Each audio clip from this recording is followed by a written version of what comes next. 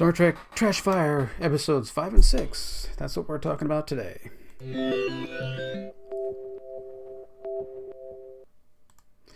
Okay, so yes, I watched the next two episodes, episodes 5 and episode 6. Episode 5, which is Cupid's errant arrow, and again, so they don't put any images up on IMDb, so this is the only one that they show, which shows, blatant, let's shove in nostalgia wherever they are. They're doing an episode about they need to get rid of a moon because the moon's going to fall to a planet and destroy it, which they did in, Next Generation. They did asteroids going too close to planets in Next Generation. They can't come up with an idea on their own that's original, because I think they want to have everybody watch these episodes and think, oh, I'll have to go find out where that was in Star Trek and be nostalgic and go back and I need to watch all the rest of Star Trek. No, this just makes you think like, wow, this is pointless. Wow, this is going nowhere. Why am I watching this? Is basically what it is. There's no laugh. There's no nothing, because they have to reference Picard Day. Now in this episode, Boimler has a girlfriend, and it's not because of him. It's because he's got some crazy thing that's latched onto him, that's making him produce pheromones to be attractive. Okay, well, we've done some of those things in like all other Star Trek episodes everywhere, and there's a lot through this episode. It's like none of the they have like 3, sometimes 4 different storylines going on at the same time, and most of the time none of them match up.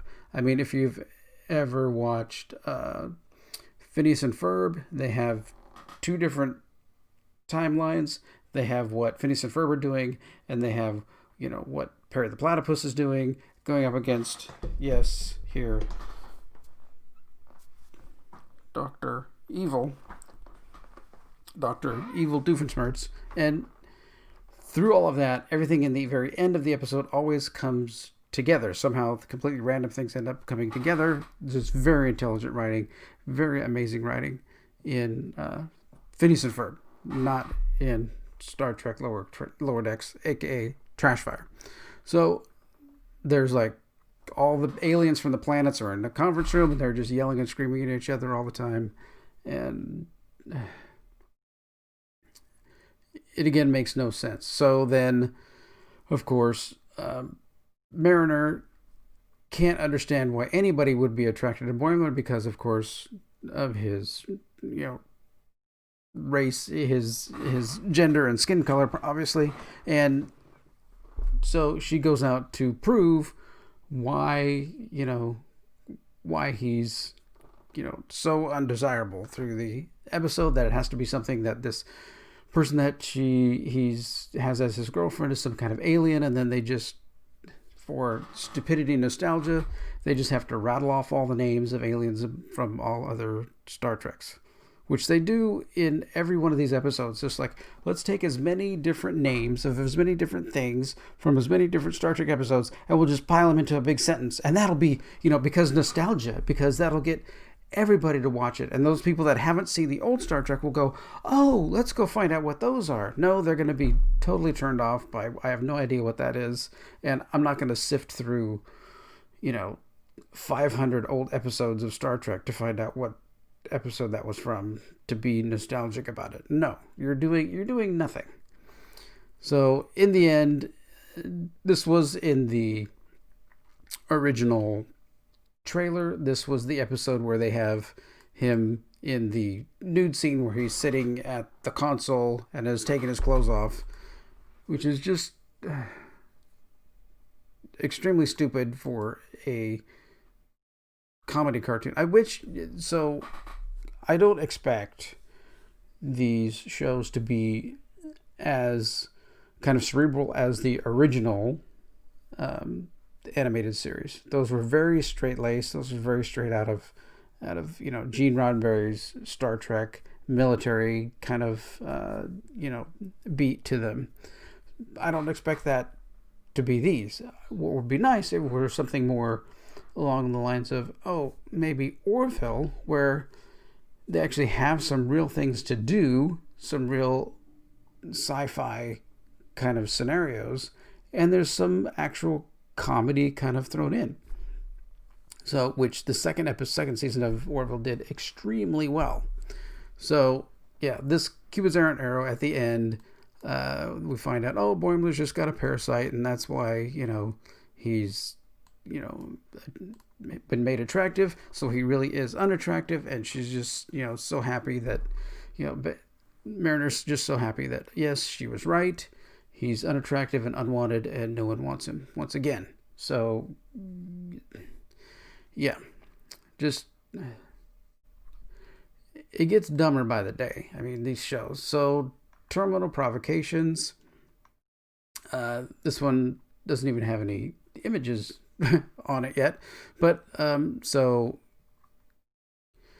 this is more kind of for some reason their ship has been tasked to go salvage these Starfleet ships that have been wrecked or old or derelict, and there's these other aliens called the Drukmani who are trying to also take it, and they're fighting back and forth over it.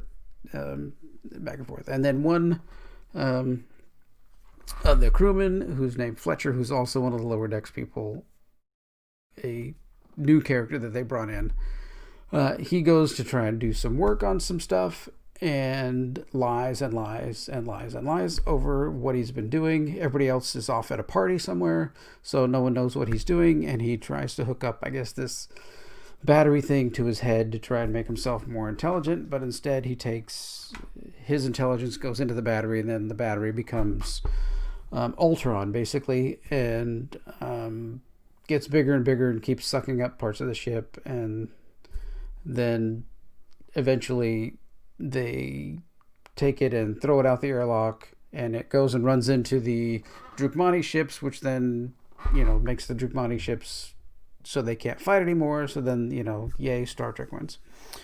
And then there's the other side story where we have Tendi and Rutherford go into the holodeck, and they bring up this little, bouncy little badge thing, which looks like, the Star Trek version of, Microsoft Clippy.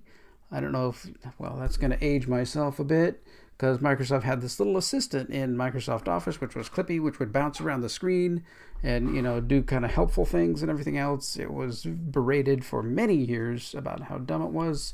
So now Lower Decks Trashfire has its own version of Clippy, which then, of course, has to go evil and try and attack them. And we've done episodes where the holodeck, gets something happen to it, with the Sherlock Holmes episodes and Moriarty and all that. But now we've got Clippy as the one. So something with no backstory, no reason, no anything.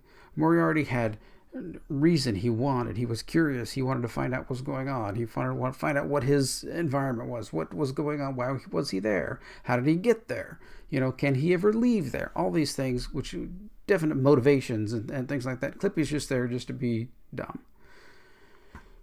So that, this episode was really quick. They try and put, everything together, that the whole Ultron thing that they threw out, saved the day, and to get rid of Fletcher, they promote him, and he gets transferred off the ship. Just like any cult, if you're trying to leave the cult, what they do is part of the mind control is I've been watching too much stuff on Scientology, I guess. Part of the mind control is to promote you, give you more responsibility, then that boosts your self-esteem and makes it so maybe I don't have to leave. Maybe this is okay because your mind's being controlled. So that's basically what they're doing to him. By doing that, promote him, get rid of him, and then of course he gets quickly kicked out because he's a liar and no good, and of course he's a white male in the whole thing. So once again, a truly hyper low rated